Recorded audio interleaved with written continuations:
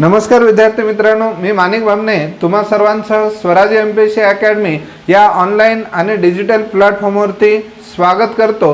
विद्यार्थी मित्रांनो, सध्याला पोलीस भरतीचे लेखी परीक्षा चालू आहेत। त्या परीक्षेचा जर आढावा घेतला तर काही प्रश्न सोप्या स्वरूपाचे आहेत आणि काही प्रश्नांची काठिण्य पातळी मात्र थोडीशी जास्त आहे।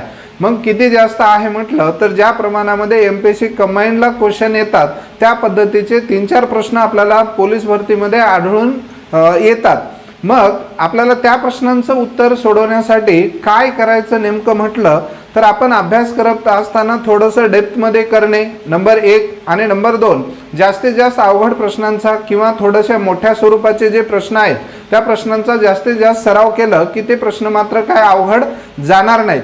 मग आपण स्वराज्य एमपीएससी अकॅडमी या यूट्यूब चॅनलवरती आपण एक सिरीज घेऊन येत आहोत की पूर्वी महापोर्टलनं तलाठी भरतीचे जे प्रश्न पेपर घेतलेले आहेत त्या प्रश्न पेपरचं आपण स्पष्टीकरणात्मक लेक्चर आपण घेत आहोत। मग प्रत्येक परीक्षेला विचारण्यात येणारे मराठी व्याकरणचे प्रश्न जे आहेत वेगवेगळ्या जिल्ह्यात विचारलेल्या प्रश्नांचे आपण स्पष्टीकरणात्मक लेक्चर आपण घेणार आहोत।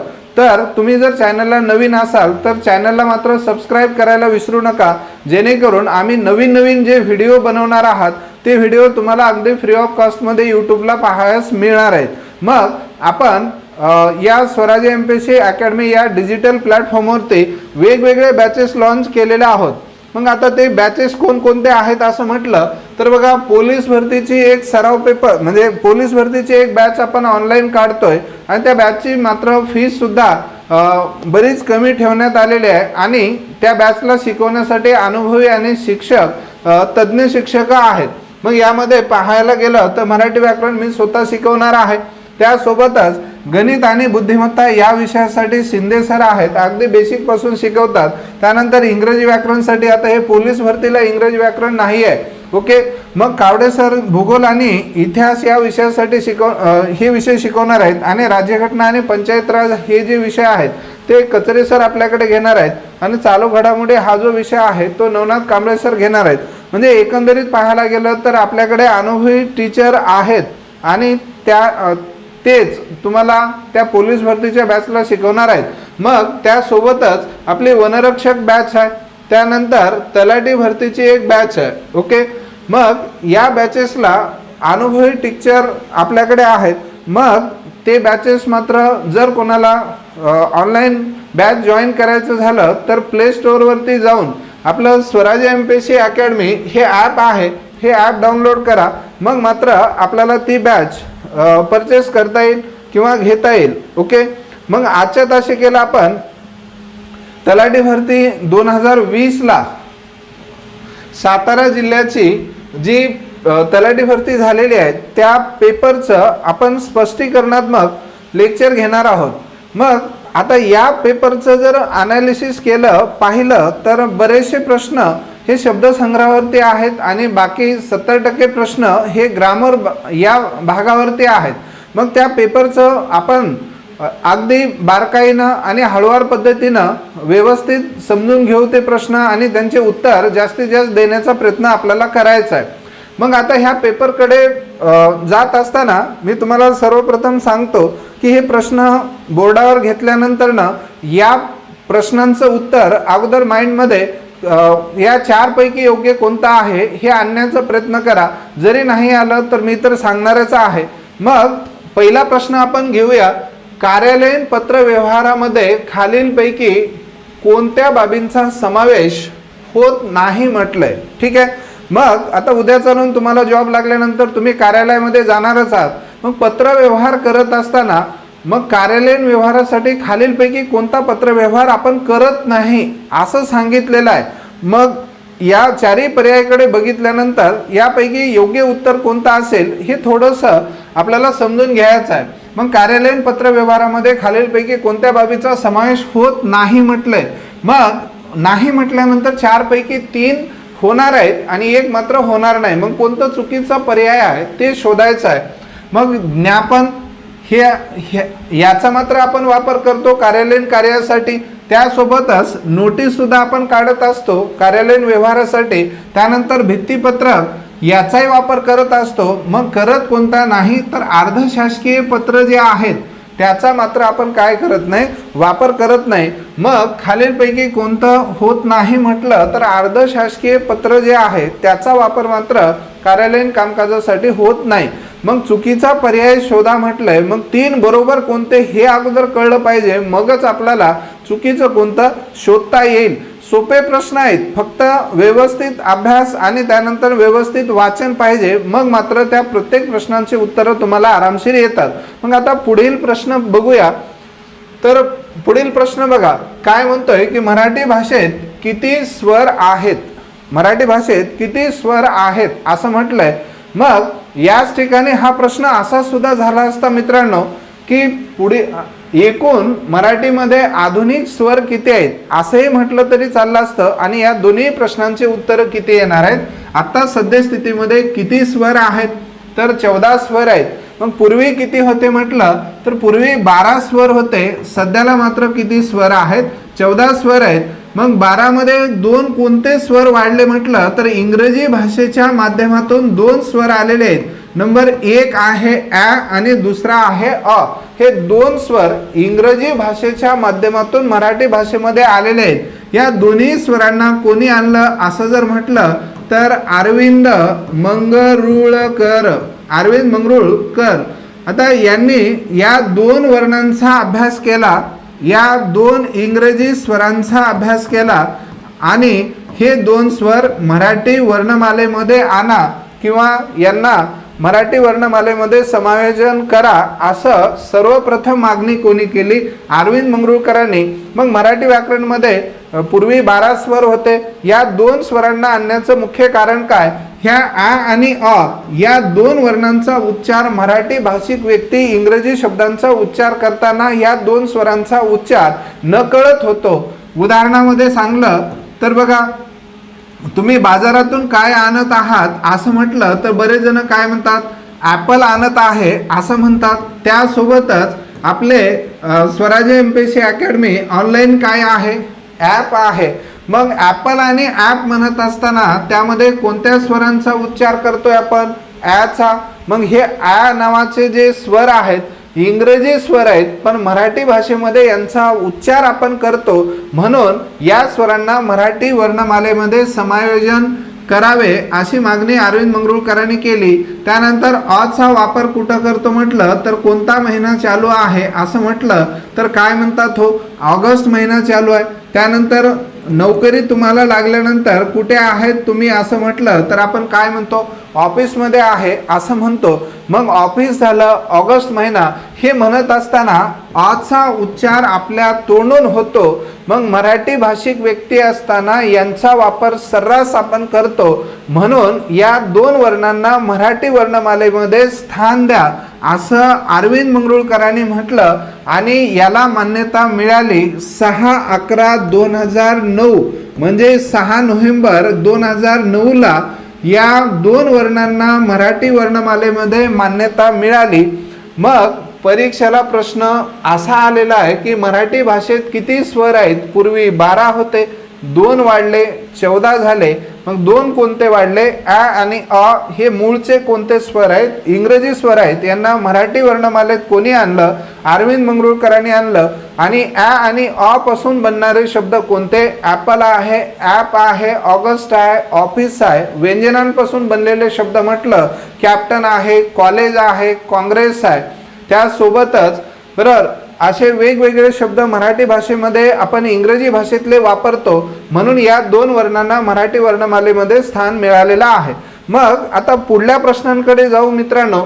इथे पहा, मराठी भाषेचे पाणिनी कोणाला म्हटलं जाते. अतिशय सोपा प्रश्न, कित्येक वेळेस हा प्रश्न बार परीक्षेला विचारला जातो. एमपीएससी राज्यसेवा, कंबाईंड, सरळ सेवा या सगळ्या परीक्षेला येऊन गेलेला हा प्रश्न आहे. मग मराठी भाषेचे पाणिनी आपण कोणाला म्हणतो असं जर म्हटलं तर बघा, दादोबा पांडुरंग तर्खडकरांना मराठी भाषेचे काय म्हणतात, पाणिनी असे म्हणतात. मग विष्णू शास्त्री चिपळूणकरांना मराठी भाषेचे काय म्हणतात असं म्हटलं तर विष्णू शास्त्री चिपळूणकरांना मराठी भाषेचे शिवाजी असे म्हणतात.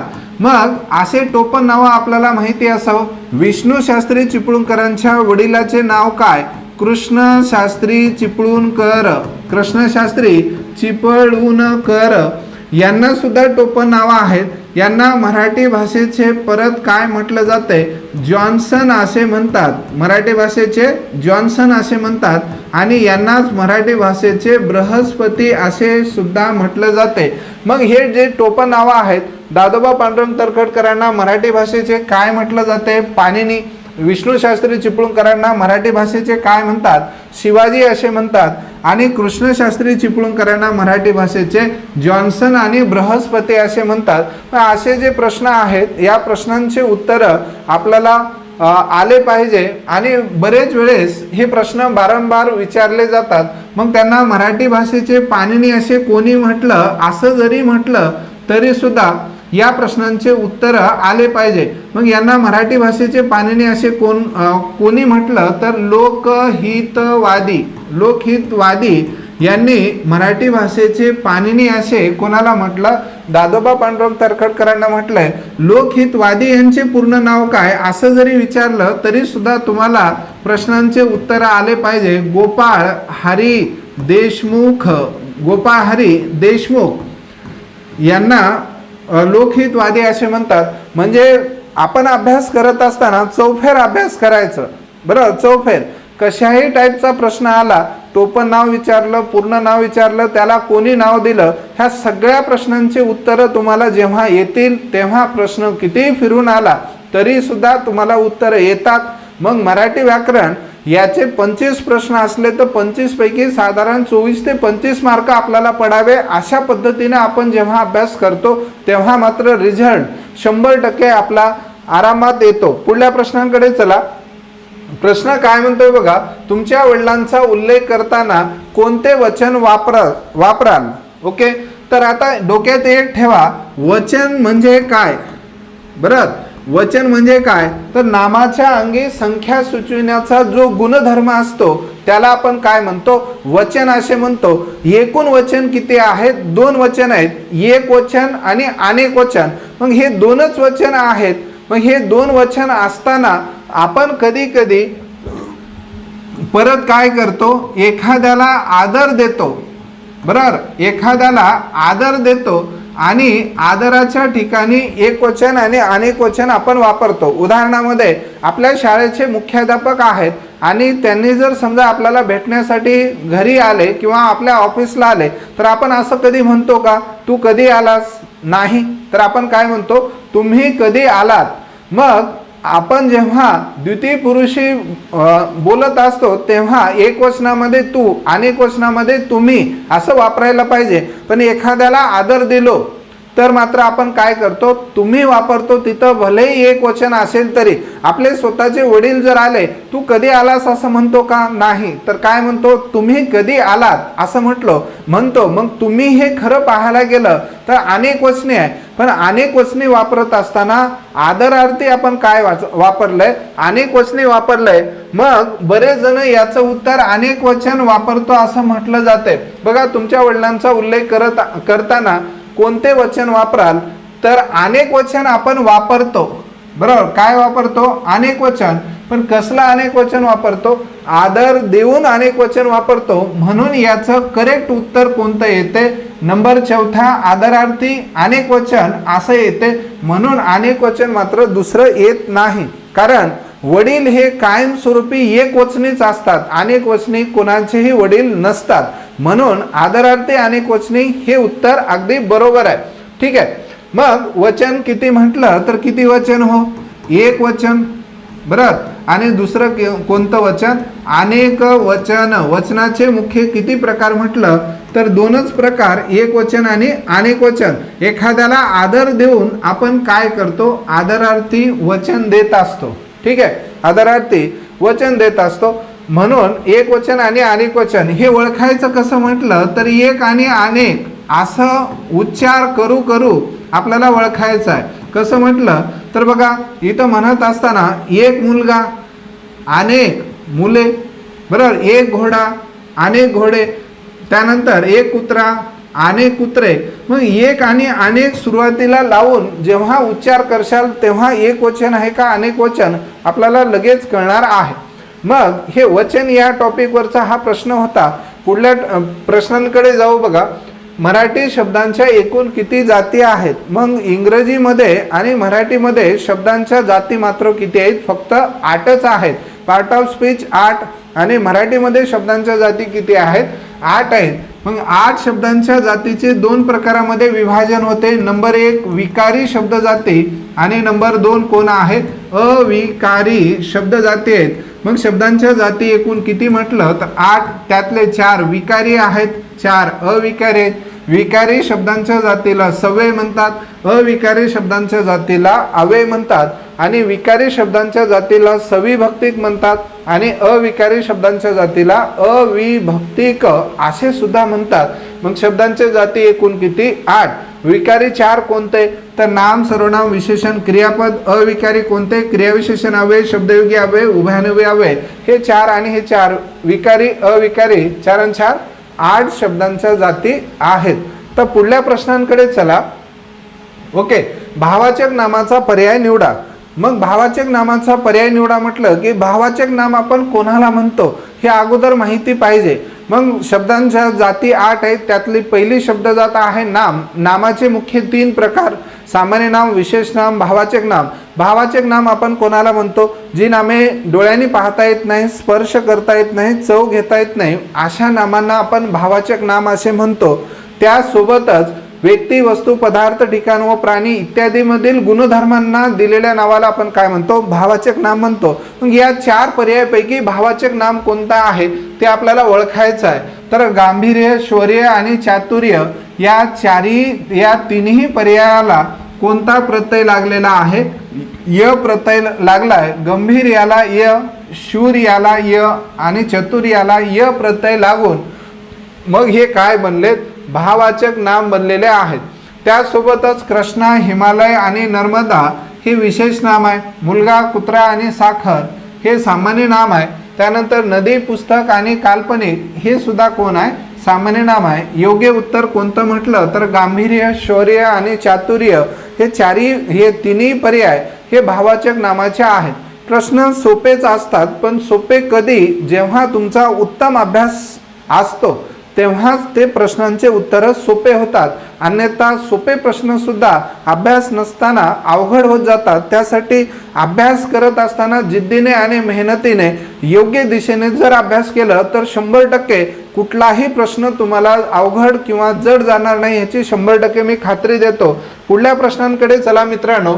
दिवस या शब्दाचे अनेक वचन कोणते? तर तुम्हाला अगोदर हे कळलं पाहिजे की दिवस हा जो शब्द आहे मग एक वचनात कसा उच्चारतो, अनेक वचनात कसं उच्चारतो, थोड्याच वेळापूर्वी मी सांगितलं बघा. ते मग म्हणत असताना बघा, ते काम करण्यासाठी मला किती दिवस लागले? 1 दिवस लागले. आणि ते काम करण्यासाठी मला किती दिवस लागले? अनेक दिवस लागले. मग दिवस हा शब्द एक वचनात पण आहे आणि अनेक वचनात सुद्धा आहे. मग दिवस या शब्दाचे अनेक वचन काय असं म्हटलं तरी सुद्धा काय सांगा? दिवसच सांगा. मग काही नामे मराठी भाषेतले असे असतात की एक वचन आणि अनेक वचन दोन्हीमध्ये त्याचं रूप मात्र बदलत नाही. त्यातला हा शब्द आहे, हे डोक्यात फिट ठेवायचा आहे. आता पुढल्या प्रश्नांकडे चला मित्रांनो. मला परीक्षेत पहिला वर्ग मिळावा. बघा, मला परीक्षेत पहिला वर्ग मिळावा म्हणजेच काय? पहिला क्रमांक मिळावा असा त्याचा अर्थ आहे. मग हे वाक्य डॅश डॅश आहे असं म्हटलंय. मग हे वाक्य डॅश डॅश आहे म्हणजे काय? तर क्रियापदाचा कोणता अर्थ आहे असं विचारलेलं आहे. मग आज्ञार्थी आहे का, विद्यार्थी आहे का, संकेतार्थी आहे? मग हे क्रियापदाचे जे अर्थ आहेत त्या अर्थापैकी कोणता प्रकार आहे असं विचारलंय. मग याचा विचार करायचा, मग उत्तर तुम्हाला 100% येऊन जाणार आहेत.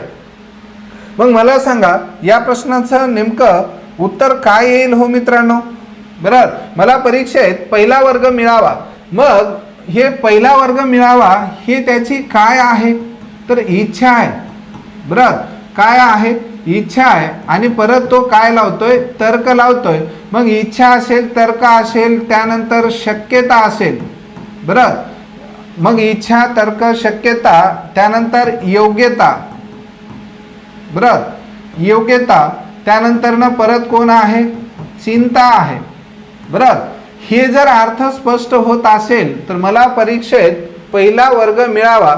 मग परत वा, वी, वे इत्यादी क्रियापदाच्या मूळ धातूला प्रत्यय जर लागत असेल तर याचं उत्तर काय येणार आहे, विद्यार्थी येणार आहे. म्हणजे मला परीक्षेत प्रथम क्रमांक मिळावा हे माझी काय आहे, इच्छा आहे. म्हणून मग क्रियापदाच्या मूळ धातूला परत वावी, वे इत्यादी जेव्हा प्रत्यय लागलेला असतो तेव्हा त्या क्रियापदाचा अर्थ कोणता होतो, विद्यार्थी होतो. मग आज्ञा कधी होते असं जर म्हटलं तर बघा, आज्ञा प्रार्थना, अनुमोदन, आज्ञा विनंती, उपदेश, सल्ला, मार्गदर्शन असा जर अर्थ व्यक्त होत असेल तर त्याचं उत्तर काय झालं असतं, आज्ञार्थी. आणि जेव्हा जर तरने संकेत किंवा अट दर्शवलेली असते तेव्हा त्याचा अर्थ काय होतो, संकेतार्थी. मग या वाक्यातून क्रियापदाच्या मूळ धातूला वावी, वे इत्यादी प्रत्यय लागला की डोळे झाकून याचं उत्तर काय सांगू शकता, विद्यार्थी. आणि या वाक्यामधून काय अर्थ व्यक्त होतोय, इच्छा अर्थ व्यक्त होतोय. म्हणून याचं उत्तर काय येणार आहे, विद्यार्थी क्रियापद होणार आहे. मग आता पुढल्या प्रश्नांकडे चला. नेहमी दुसऱ्याला मदत करा, वाक्याचा प्रकार ओळखा असं म्हटलंय. मग मला सांगा, नेहमी दुसऱ्याला मदत करा असा आपण या वाक्यातून काय दिलाय, हो आदेश दिलाय, आज्ञा केलेली आहे कोणाला तरी. म्हणून या वाक्याचा अर्थ कोणता निघतो, आज्ञार्थी निघतो. आताच मागच्या पाठीमागील उत्तरामध्ये आपण काय बघितलंय, विद्यार्थी कधी होते, जेव्हा तर्क, इच्छा, शक्यता, योग्यता असा जर अर्थ निघत असेल तरच विद्यार्थी होते. आणि संकेतार्थी कधी होते असं म्हटलं तर अट दाखवली पाहिजे जर तरने. त्यासोबत स्वार्थी कधी होते, जेव्हा तो फक्त काळाचा बोध करत असतो तेव्हा तो स्वार्थी होतो. अन्यथा याचं उत्तर काय, आज्ञार्थी क्रियापद होतो. नेहमी दुसऱ्याला मदत करा, आपण काय केलंय, आज्ञा केलेली आहे, उपदेश केलेला आहे. म्हणून याचं उत्तर काय येणार आहे, आज्ञार्थी क्रियापद येते. त्यानंतर पुढील प्रश्नांकडे चला. पंकज या शब्दाचा अर्थ सांगा. मित्रांनो, हा प्रश्न कमीत कमी 10 ते 15 वेळेस हे सरळ सेवेला आलेला आहे, बरोबर, पंकज. मग आता याचं उत्तर काय होतं तर पंकज म्हणजे काय, चिखलात जन्मणाऱ्याला काय म्हटलं जाते, पंकज असे म्हणतात. म्हणजेच काय तर चिखलात कोण जन्मते, हो मित्रांनो, कमळ. ठीक आहे. मग याचं योग्य उत्तर कोणतं असं म्हटलं तर पंकज म्हणजे चिखलात जन्मणारा, त्याला आपण काय म्हणतो, पंकज असे म्हणतो. मग हे समानार्थी शब्दामध्ये आपण कव्हर केलेला आहे. द्वंद्व समासात कोणते पद महत्त्वाचे असते. मग हे समास या पाठावरती परीक्षेला प्रश्न विचारलाय. मग तुम्हाला समास म्हणजे काय हे कळलं पाहिजे. सम अधिक आजपासून शब्द कोणता तयार झाला, समास. मग दोन शब्द एकत्रित येत असताना त्यामधले विभक्ती प्रत्यय, शब्दयोगी अव्यय, उभयनवी अव्यय वगळून एक सुटसुटीत जोड शब्द तयार केला जातो, त्याला आपण समास असे म्हणतो. मग समासाचे मुख्य किती प्रकार म्हटलं तर 4 प्रकार. नंबर 1 आहे अव्ययीभाव समास, अव्ययीभाव समास. त्यानंतर नंबर 2 आहे तत्पुरुष समास, तत्पुरुष समास. त्यानंतर तिसरा प्रकार कोणता येतो तर द्वंद्व समास, बरोबर, द्वंद्व समास. आणि चौथा प्रकार कोणता येतो, बहुव्रीही समास. मग ह्या समासाचे मुख्य किती प्रकार आहेत तर 4 प्रकार आहेत.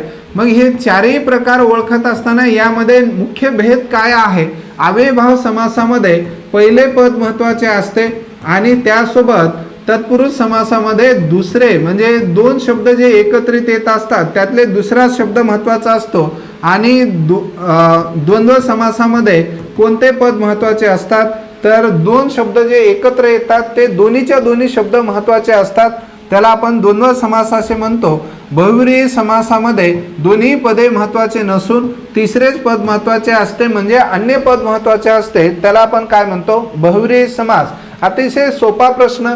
द्वंद्व समासात कोणते पद महत्त्वाचे आहे तर दोन्ही पदे कसे असतात, महत्त्वाचे असतात, त्यालाच आपण काय म्हणतो, द्वंद्व समास असे म्हणतो.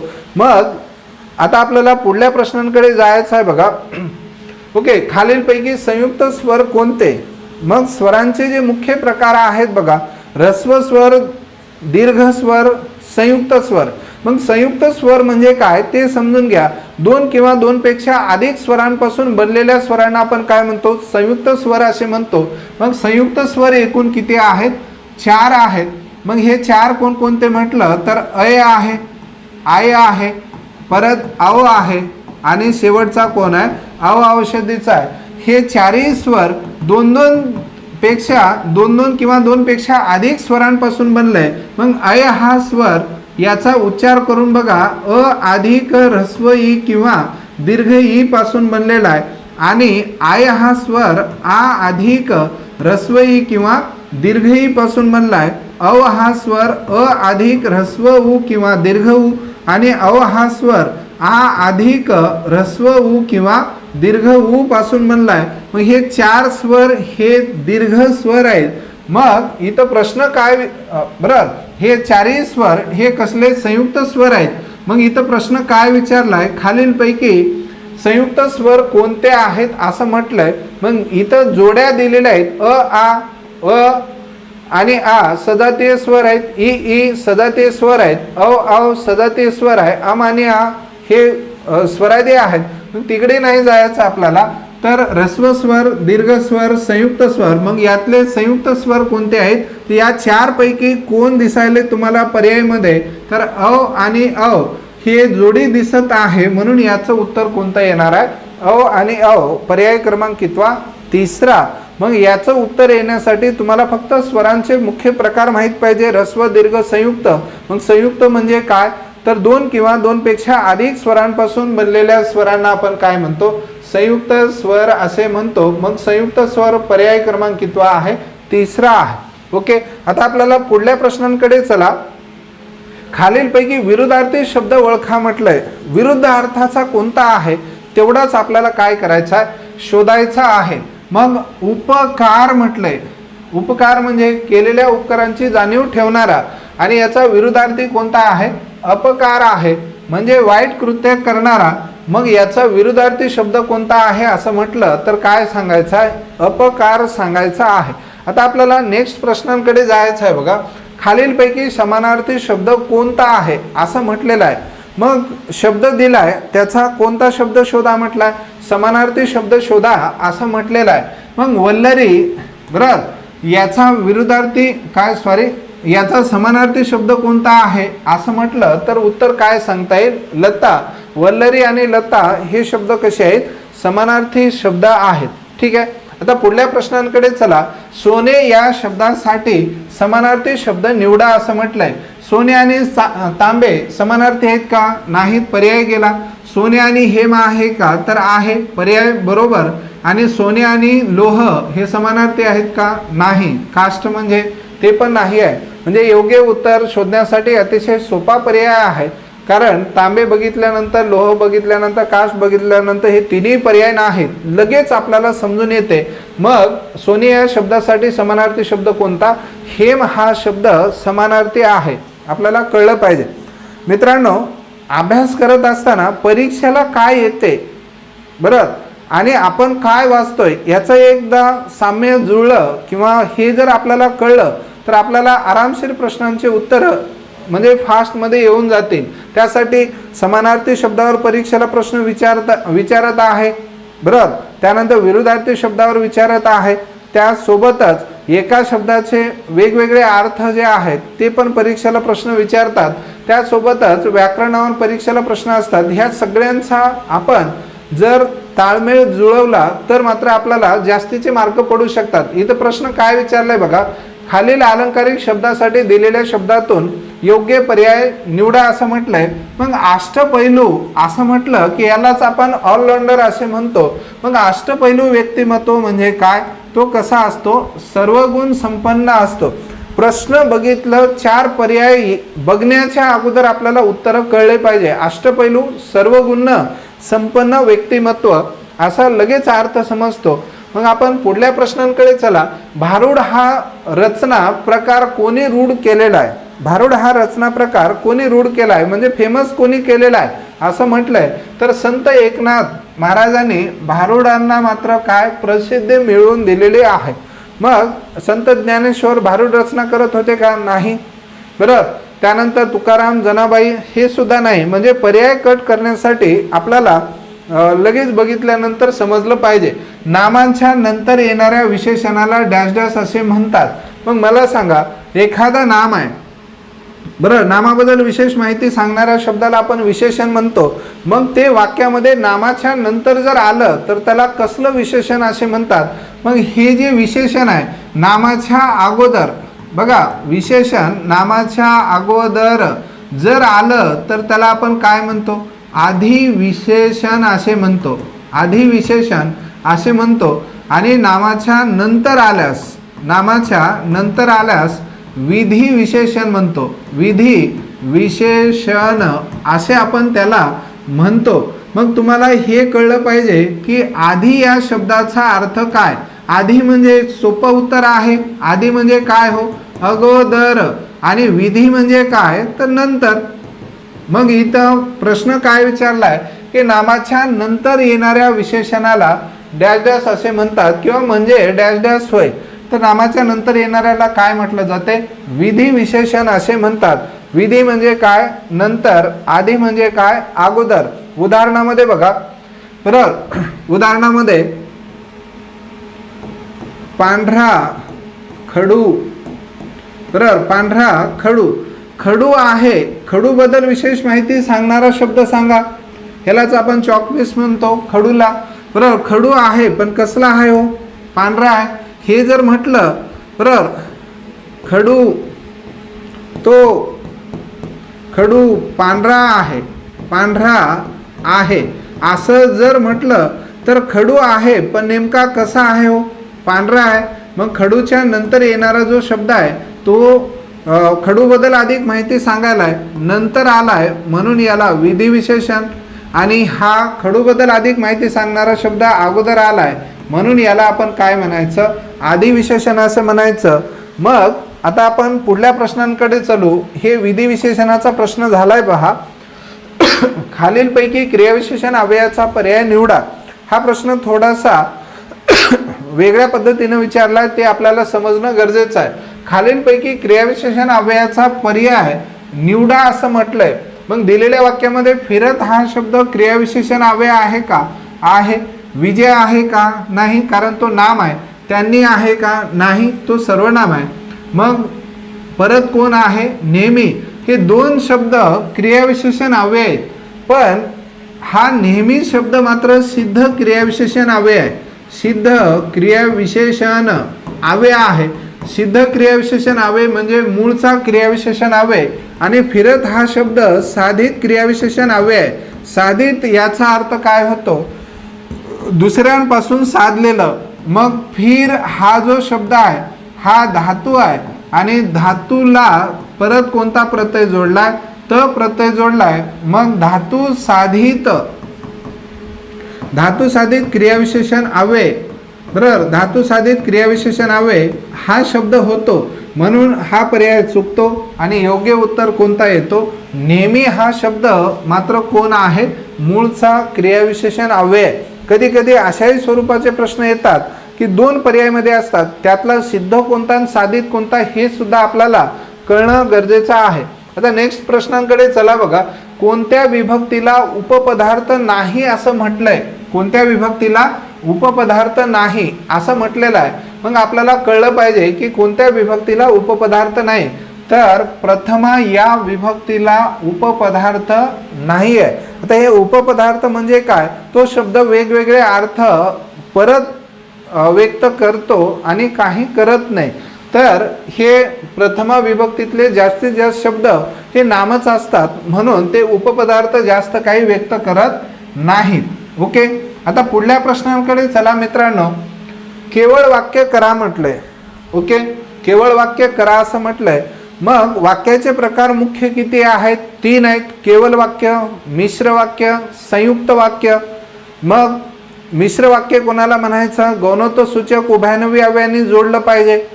मग संयुक्त वाक्य कोणाला म्हणायचं, प्रधानत्व सूचक उभयनवी अव्ययांनी जोडले पाहिजे. मग संयुक्त वाक्य जे आहेत प्रधानत्व सूचक उभयनवी अव्ययांनी जोडलेले असतात आणि मिश्र वाक्य जे आहेत ते गौणत्व सूचक उभयनवी अव्ययांनी जोडलेले असतात.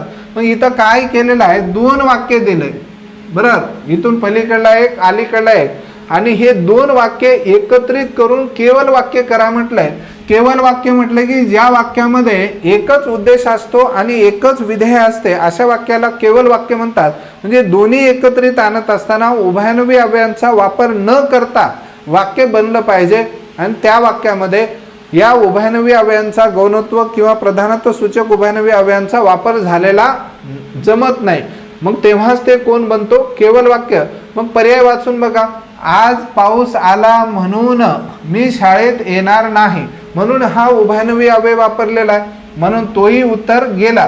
त्यानंतर बघा, आज पाऊस पडतो व मी शाळेत येत नाही व या उभयनवी अव्ययाने जोडलंय, म्हणजे हे संयुक्त वाक्य होतो. मग आज पाऊस पडत असल्यामुळे मी शाळेत येणार नाही, मग हे मात्र काय आहे, केवल वाक्य आहे. त्यानंतर आज पाऊस पडतो आहे सबब मी शाळेत येणार नाही, म्हणजे बाकीचे गौणत्व सूचक उभयनवी अव्यय आणि त्यानंतर प्रधानत्व सूचक उभयनवी अव्ययांचा या ठिकाणी वापर केलेला दिसतो. एका वाक्यामध्ये वापर नाही, तो वाक्य कोण आहे, केवल वाक्य आहे. आज पाऊस पडत असल्यामुळे मी शाळेत येणार नाही.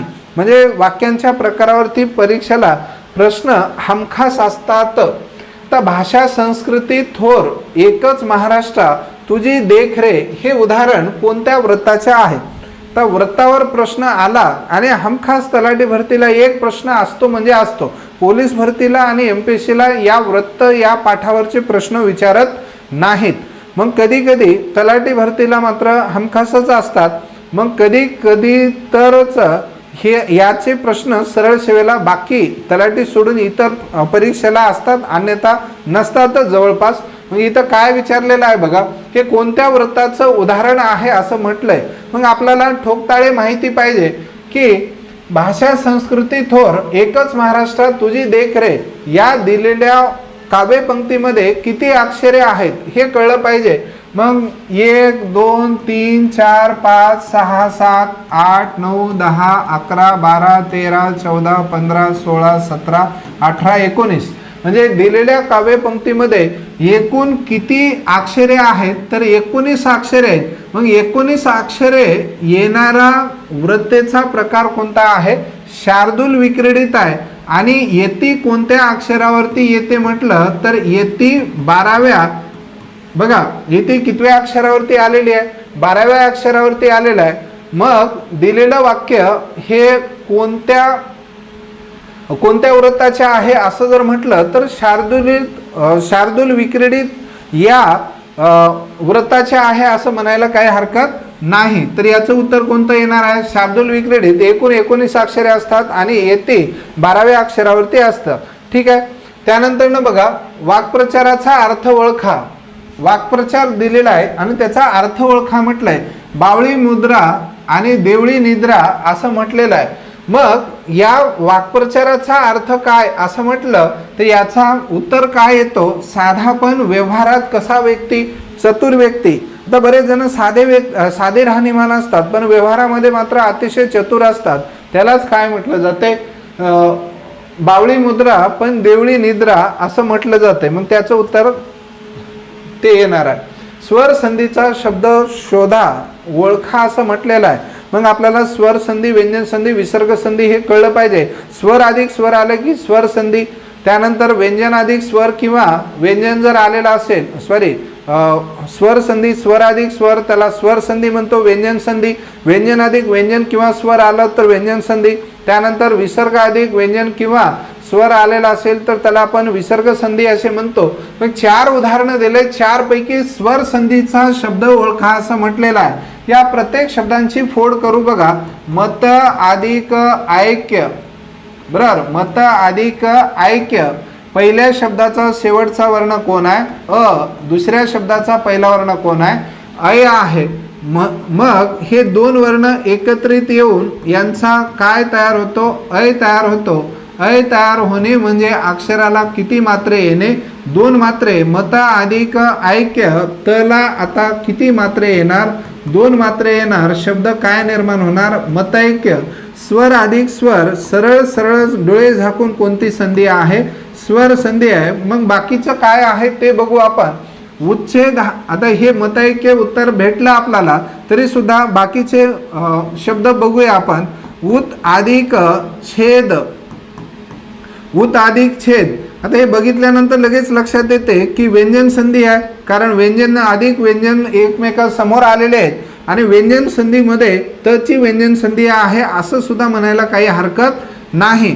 जेव्हा त च्या समोर छ येतो, त चा काय तयार होतो, च तयार होतो आणि कोणामध्ये मिसळतो, छे मध्ये मिसळतो. च जाऊन छ मध्ये मिसळल्यानंतर उच्छेद असा शब्द तयार होतो. उत अधिक छेद शब्द काय तयार झाला, उच्छेद हा शब्द निर्माण होतो आणि छे कुठं मिसळा, इथं मिसळा आणि हे दोन मात्रा कुठं, इथं मिसळलेल्या आहेत. आता पुढला शब्द पाहायला गेलं तर षडशास्त्र हा शब्द कसा बनला, षड अधिक शास्त्र, बरोबर, षड अधिक शास्त्र. मग शब्द पहिल्या शब्दाचा शेवटचा वर्ण ड आहे, दुसऱ्या शब्दाचा पहिला वर्ण श आहे, तेव्हा ड चा काय तयार होतो, ट तयार होतो आणि शा मध्ये मिसळतो आणि मिसळत असताना हे हलन पद्धतीनं ठेवलेलं आहे. षट अधिक शास्त्र शब्द काय तयार होतो, षटशास्त्र तयार होतो. षटशास्त्र म्हणजे बरोबर सहा शास्त्रांचा समूह. दुष्परिणाम बघा, हा शब्द कसा निर्माण झाला, दु अधिक, बरोबर, दु अधिक परिणाम या शब्दापासून दुष्परिणाम हा शब्द तयार झाला. पहिल्या शब्दाचा शेवटचा वर्ण विसर्ग आहे, विसर्गाच्या पाठीमागे ऱ्हस्व उ किंवा दीर्घ उ आलं तेव्हा विसर्गाचा काय तयार होतो, षटकोनाचा तयार होतो. काय तयार होतो, षटकोनाचा तयार होतो आणि समोर कोण आहे, कठोर व्यंजन आहे, हा श जाऊन कोणामध्ये मिसळतो, प मध्ये मिसळतो. मग हे श आणि हे प, दु अधिक परिणाम शब्द काय तयार होतो, दुष्परिणाम. ठीक आहे, दुष्परिमाण.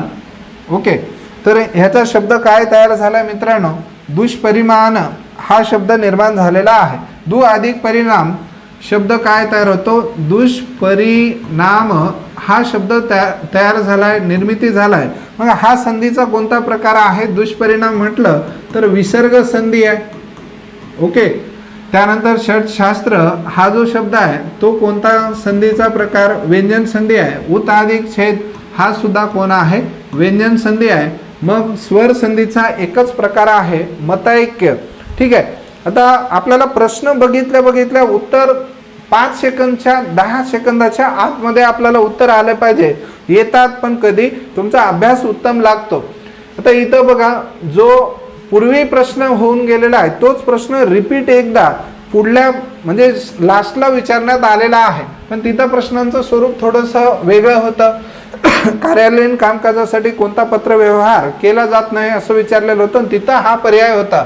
अर्धशासकीय पत्र कशासाठी वापरला जातो किंवा लिहिला जातो, तर अर्धशासकीय पत्र कशासाठी लिहिला जातो, अति महत्त्वाच्या विषयाची माहिती जर द्यायची झाली, मग ते पोलीस प्रशासन असो, महसूल असो किंवा मंत्रिमंडळ असो, तर अतिशय महत्त्वाचा जो विषय असतो तो मांडण्यासाठी कोणत्या, तर अर्धशासकीय पत्र पाठवले जाते. मग या 4 पर्यायापैकी योग्य पर्याय कोणता आहे, दुसऱ्या क्रमांकाचा पर्याय आहे.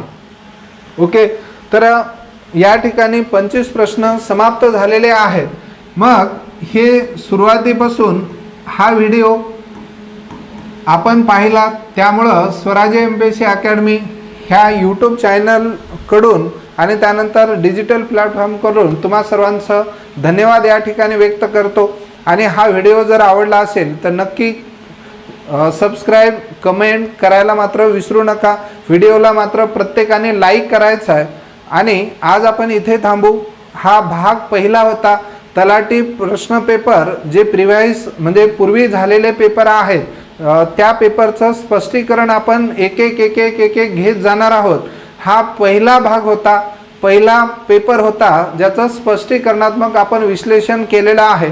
त्यानंतर भाग 2, भाग 3 अशा पद्धतीनं आपण भरपूर व्हिडिओ बनवणार आहात. त्यामुळं चॅनलला मात्र सबस्क्राईब करा आणि जास्तीत जास्त आपले जे स्पर्धा परीक्षेची तयारी करणारे मित्र आहेत त्यांना मात्र हा व्हिडिओ शेअर करा आणि त्यांना पण सबस्क्राईब करायला हवा, जेणेकरून आपण अभ्यासिकेमध्ये अभ्यास करतो मित्रांनो. या अभ्यासिकेमध्ये अभ्यास करत असताना या प्रश्नांचं विश्लेषण तुम्ही बघितलात तर 100% तुम्हाला फायदा होतो. का फायदा होतो ते सांगतो. आपले एकूण 25 प्रश्न आज आपण घेतलोय. एक साधारण पाहायला गेलं तर हे 25 प्रश्न जे आहेत हे किती पाठामधून विचारण्यात आलेले आहेत? साधारण 15 या चॅप्टरमधून विचारण्यात आलेले आहेत.